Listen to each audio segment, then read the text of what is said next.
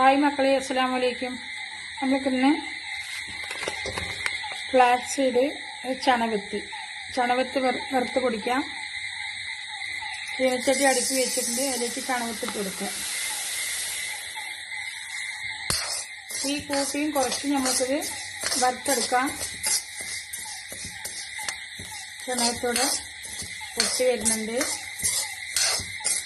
ഒരുപാട് ചൂട്ടിൽ വറുത്ത് കഴിഞ്ഞാൽ ചണകത്തിലൊരു എണ്ണ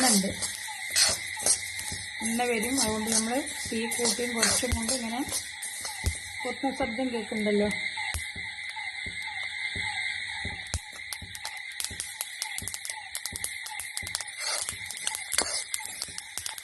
തീ ഓഫാക്കാം.